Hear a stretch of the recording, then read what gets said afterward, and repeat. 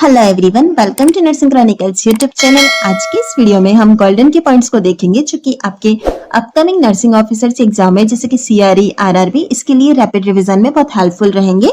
सबसे first point है हमारा typhoid is a bacterial infection caused by salmonella typhi. Typhoid जो होता है वो एक बैक्टीरियल इन्फेक्शन है और उसका जो कॉज है वो है हमारा साल्मोनेला टाइफी।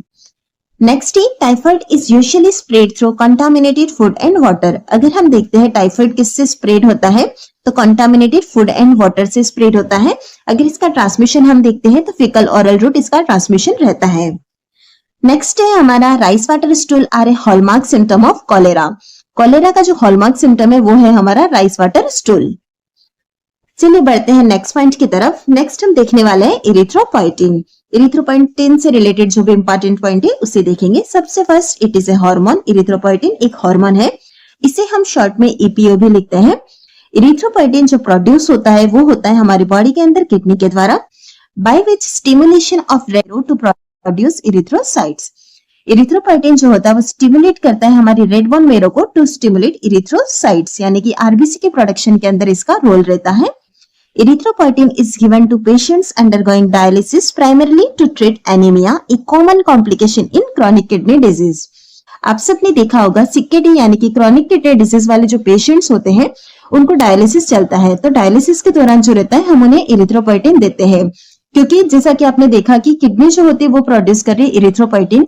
CKD की कंडीशन है तो यहाँ पर इरिथ्रोपोइटिन प्रोड्यूस नहीं होगा, इसीलिए हमें उसे सिंथेटिक फॉर्म में देने की जरूरत है। नेक्स्ट पॉइंट की तरफ हम बढ़ते हैं। नेक्स्ट है हमारा Jones criteria for rheumatic fever. Rheumatic fever के डायग्नोसिस के लिए जॉन्स क्राइटेरिया दिया गया था, जिसके अंदर दो चीजें हैं। एक आता है हमारा मेजर क्राइटेरिया, दूसरा आता है माइनर क्राइटेरिया। यह दोनों क्राइटेरिया जो है वो हमें रूमेटिक फीवर को डायग्नोसिस करने के लिए हेल्प करते हैं।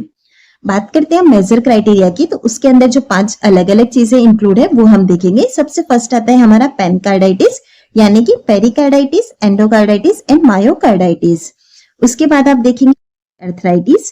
थर्ड नंबर पे आता है हमारा सिडेनहैम कोरिया। फोर्थ नंबर पे आएगा सबक्यूटेनियस नोड्यूल्स और फिफ्थ नंबर पे आएगा एरिथमा मार्जिनेटम।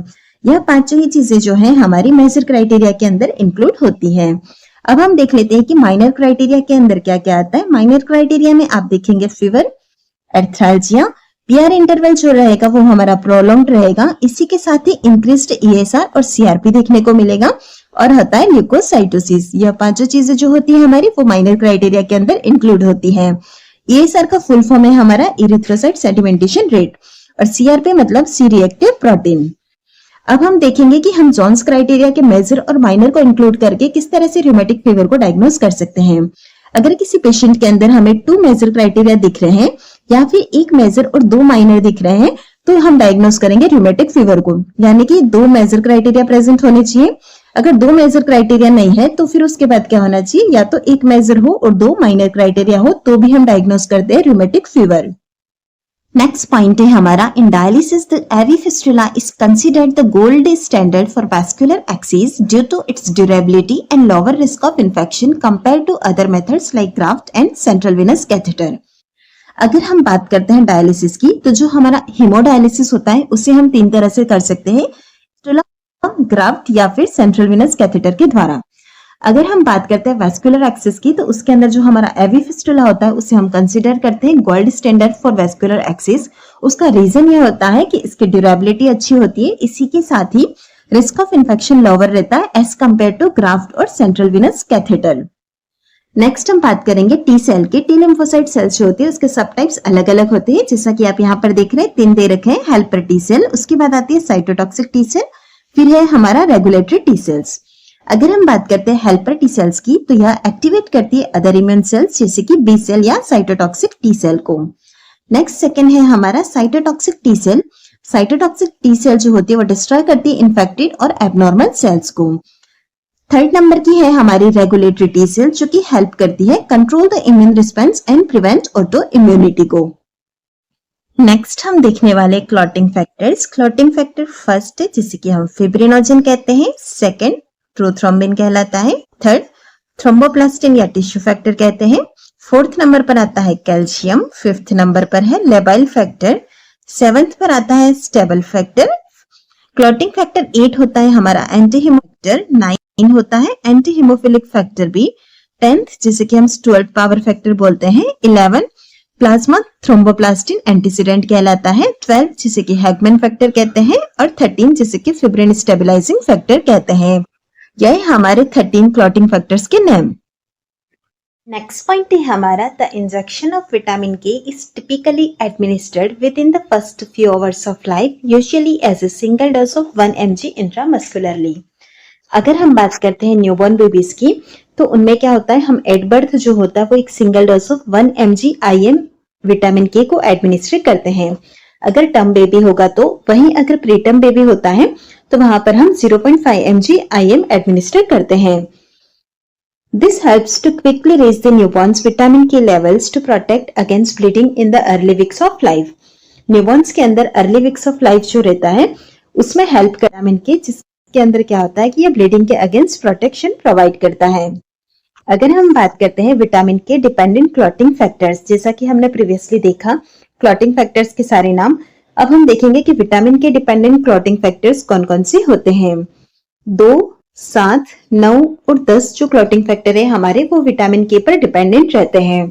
अब यहाँ पर उनको याद करने का न्यूमोनिक्स भी दिया गया है, जो कि है 2 + 7 = 9 नॉट 10, यानी कि 2, 7, 9 और 10 यह विटामिन के डिपेंडेंट क्लॉटिंग फैक्टर।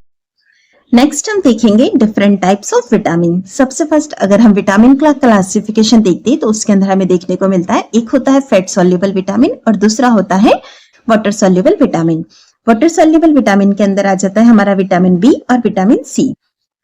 विटामिन जो होते हैं उसके अंदर आता है vitamin A, vitamin D, vitamin E और विटामिन के। अब हम इसी के साथ ही देख लेते हैं कि इनका साइंटिफिक नेम क्या होता है, सोर्स क्या है, फंक्शन और इनके डेफिशिएंसी से कौन सी डिजीज होती है। सबसे फर्स्ट है हमारा विटामिन ए। इसका जो साइंटिफिक नेम है वो है रेटिनॉल। इसका सोर्स हम देखेंगे तो कैरेट और ग्रीन वेजिटेबल्स के अंदर देखने को मिलेगा। विटामिन ए का जो फंक्शन है हमारी बॉडी के अंदर क्या होता है, healthy vision, boost immune system. अगर इसकी डेफिशिएंसी हो जाती है तो इसकी वजह से ज़ेरोफ्थेल्मिया यानी कि नाइट ब्लाइंडनेस भी हो सकती है। नेक्स्ट आता है हमारा विटामिन बी। विटामिन बी के अंदर विटामिन बी कॉम्प्लेक्स पूरा होता है। इसका जो सोर्स रहता है एनिमल एंड डेयरी प्रोडक्ट्स रहते हैं। इसका जो फंक्शन है वो है डीएनए रेप्लिकेशन और प्रोड्यूस आरबीसीज। अगर इसकी डेफिशिएंसी हो जाती है तो उसकी वजह से मसल एंड बॉडी वीकनेस होती है। नेक्स्ट हम देखेंगे विटामिन सी, जिसका साइंटिफिक नेम है एस्कॉर्बिक एसिड। यह जो हमें देखने को मिलता है वो होता है citrus fruit, berries and tomatoes के अंदर। विटामिन सी का हमारी बॉडी के अंदर फंक्शन होता है एज ए एंटीऑक्सीडेंट और फॉर्मेशन ऑफ आयरन। इसकी अगर डेफिशिएंसी हो जाएगी तो स्कर्वी या एनीमिया डेवलप हो सकता है। नेक्स्ट रहता है हमारा विटामिन डी। विटामिन डी जो होता है उसका साइंटिफिक नेम कैल्सीफेरोल है। इसका जो सोर्स है वो होता है हमारा फिश, एग यॉक एंड चीज। फंक्शन की बात करते हैं तो बोन ग्रोथ के अंदर हेल्प करता है। डेफिशिएंसी डिजीज के अंदर रिकेट्स या ऑस्टियोपोरोसिस होता है। नेक्स्ट आता है विटामिन ई। विटामिन ई का साइंटिफिक नेम हो जाता है टोकोफेरोल। यह हमें देखने को मिलता है आलमंड, पीनट या सोयाबीन्स के अंदर। इसके फंक्शंस की बात करते हैं तो यह एंटीऑक्सीडेंट और बूस्ट इम्यून सिस्टम इसका फंक्शन होता है। डेफिशिएंसी की वजह से न्यूरोपैथी, एनीमिया हो सकता है। लास्ट है हमारा विटामिन के, जिसे कि हम फिलोक्विनोन भी कहते हैं। यह ग्रीन लीफी वेजिटेबल्स में देखने को मिलता है। इसका फंक्शन रहता है ब्लड कोएगुलेशन के अंदर और डेफिशिएंसी की वजह से हेमरेजिक डिजीज हो जाती है। विटामिन बी का बी कॉम्प्लेक्स रहता है जिसके अंदर अलग अलग विटामिन भी है, जो कि हम आगे देखेंगे। नेक्स्ट पॉइंट के अंदर हम देखने वाले विटामिन बी कॉम्प्लेक्स ग्रुप के अंदर जो डिफरेंट टाइप्स होते हैं उसके उनका साइंटिफिक नेम क्या है। सबसे फर्स्ट है हमारा विटामिन बी1, जिसका नाम है थायमीन।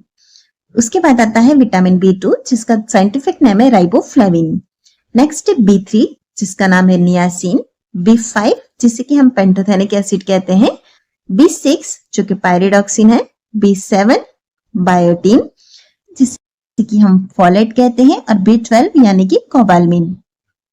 नेक्स्ट पॉइंट है हमारा प्राइमरी एमनोरिया और सेकेंडरी एमनोरिया।